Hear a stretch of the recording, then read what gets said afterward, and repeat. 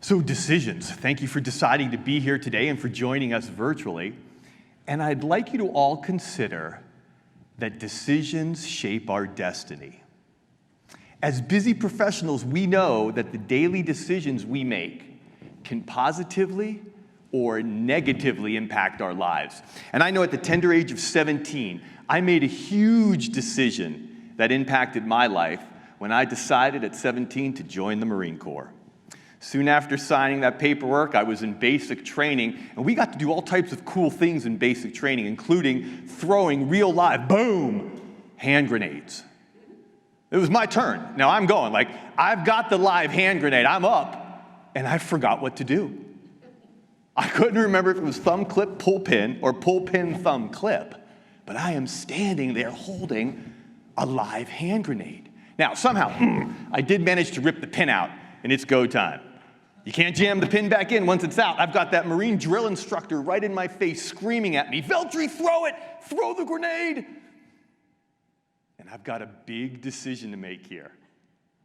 3 choices. Choice number 1, I make a good decision and throw the grenade. Right? But we know even when we make a good decision in our life, we still have to execute it properly. Because what good is it if I don't throw the hand grenade far enough, or at the right time, or the right direction? Choice number 2, I make a bad decision. Right? I'm so overwhelmed by my fear. Now, I am standing with a live hand grenade with the pin ripped out. I've got that Marine drill instructor screaming at me, purposely driving up my fear. I make a bad decision dropping the hand grenade, killing myself, killing and injuring my Marine buddies. Then there's always a third choice, where I neither make a good decision and throw the hand grenade, nor make a bad decision and drop it. Get it over with. But I do what? Yeah. I make no decision. Because indecision is still a decision. And I have to hold on to that hand grenade for the rest of my life. So let me ask you, how are the daily decisions in your life like that? Now, I did work up the courage to throw that hand grenade, and it was really, really cool. No one was hurt or injured, but I'd like us to all consider that decisions in business and life are like that hand grenade. You're either going to hold it, drop it, or throw it. You're either going to make a good decision, a bad decision, or no decision. And we all want to make good decisions, right? No one wakes up and say, geez, I wish I would have blown that project more than I did. But the challenge is we haven't learned a simple system to help us make better decisions. I'm sure you have systems to help you manage your workflow. I know we've all incorporated a lot of new systems to help us manage Zoom or to raise your kids remotely from home. But I never took a decision-making science class at school. So if you're making your decisions based on misguided cues or the latest fad, you're not going to make good decisions. You're going to make mediocre decisions at best. And that leads to regret. Regret that we lost a big client, that we didn't hire the right speaker, or that you never fulfilled your true life calling. But if you can learn a simple system to help you make better decisions, you liberate your future and live regret-free. And that's what I'm passionate about. I'm passionate about showing successful professionals how you can continue to be successful without being successfully miserable. And I've studied decision-making in many different contexts. I've studied decision-making in life or death combat in the Marine Corps and the martial arts. I've studied decision-making in fighting for my own life, in battling my own personal demons of surviving cancer. I've studied decision-making in the boardroom of many different businesses. And I've studied decision-making at academic institutions, and this is what I've discovered. There are several decision-making traps that we all fall into, that our colleagues, customers, clients, families, and friends fall into. But likewise, there's several simple solutions to help us avoid, conquer, get out of those decision-making traps. And that's what I love to share with audiences, because if you're making better decisions, you're going to have a better life. And I'd like to introduce a concept with you that I learned when I lived in Japan. I lived in Japan for 10 glorious years. I first went to Japan when I was on active duty in the military. I got out of active duty and I stayed in Japan studying the equivalent of the Japanese military arts, the way of the samurai, Bushido.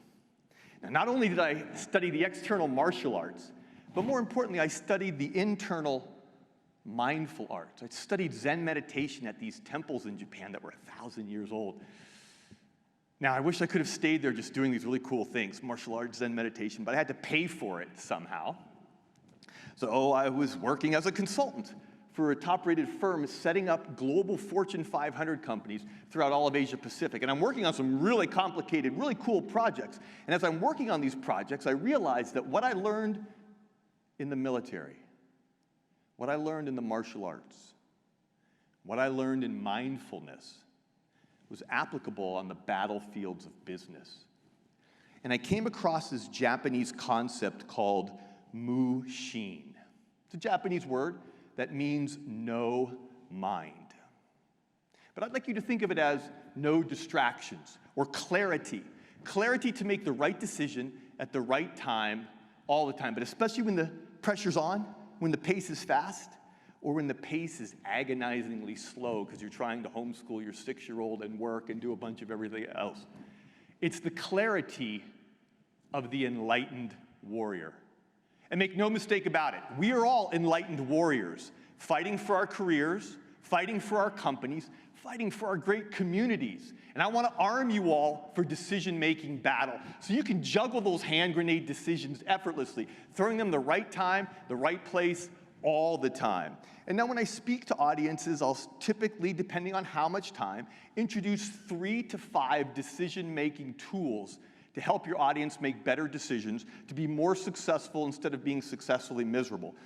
Since I was allotted the gracious span of 12 minutes today, we can't get into much, but I do want to share one thing with you that will help you make better decisions when you look at your life holistically. One tool that you can immediately apply today.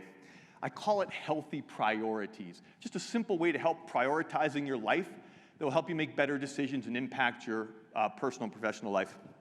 I'd like you to all think right now, where do you rank yourself in your priorities throughout your life? I know me, I used to put my clients first, company, colleagues, family, friends, football. Big sports junkie. I'm the maddest thing about this virus because of my lack of sports. Michael Velcher would be way down here after everyone else, way down here. Consider you can be the best decision maker possible impacting your lives by bumping yourself up to the top of the list responsibly. I call it responsible self-care. Not selfishly, right? You don't put yourself over your clients, right? Just blow off work or blow off your kids. Responsible self-care. Boost yourself up to the top. Take care of your well-being, your physical well-being, your emotional well-being, your mental well-being. Financial well-being is important. Environmental well-being. Go out and buy yourself a hot tub. Take care of yourself. It's an inside joke for Angela. So you put yourself first, responsible self-care. Take a look at where you are. If you bump yourself up to the top, I promise you, you're going to make better decisions that can impact your life. Who comes second? Anyone ever been through a tough divorce? I have. Yeah, spouse. Your spouse comes next. The 2 are 1. I've been through a tough divorce. Responsible self-care. Make sure that relationship with your spouse is exquisite. Who has kids? I was showing pictures of my darling 6-year-old. They don't come next. What?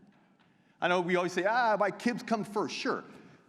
Kids can come first, and you can be broke and penniless and not have a job, and then what happens? Are you best serving them that way? I heard Nate talking about taking care of his family, being a great role model, making 7 figures. That's amazing. Consider your vocation comes third, your relationship with your vocation. I didn't say job, that engagement, right? You're doing something that you're truly passionate about. Responsible self-care, your spouse, vocation, family comes fourth. If you're doing those first 3, you're going to be the best father, the best husband, the best spouse, the best son, brother, whatever you can be by taking care of those. Responsible self-care, spouse, vocation, family, and friends. Practice that healthy priority. You'll be juggling those hand grenade decisions, throwing them effortlessly. Big, holy cow hand grenade decisions, little tiny hand grenade decisions. And as we look to wrap up, I do want to share with you a little bit about my keynote triangle. This will tell you who I'm a good fit for and a little bit about how I like to speak. So my keynote triangle, I combine 3 benefits when I talk. First is customization. So I'm a good fit. I speak a lot for associations in all different industries.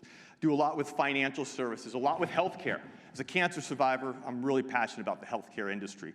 A lot of project management things, and so customization is very important. If I'm talking to an association of auto manufacturers, for example, that speech is going to be customized differently than if I'm talking to financial services or healthcare. Customization. The second part of that keynote triangle is inspiration and motivation. As a cancer survivor, as a Marine, as an entrepreneur that had been successfully miserable and bounced back, I love to inspire and motivate with personal stories. And no, I don't have the audience throw real live hand grenades, although I'm trying to figure out how to work that in. That wouldn't work too well. Inspiration and motivation. I'm a good fit for sales kickoffs. I do a lot with sales kickoffs, managers meetings, high energy, and I love to open up a lot of events as an opening keynote speaker. The customization, the inspiration, all that's great, fine, and dandy, but it's useless without the third part of my keynote triangle, which is education. My goal is always to equip your audience with relevant and retainable tools and techniques, to educate them where they can take back to their workplace immediately these tools that are relevant, important to them, that are retainable. It has to be something easy to remember. It can't be the 37 steps to make better decisions. So this way, the customization, inspiration, education combine to help you juggle all of those hand grenade decisions and throw them effortlessly.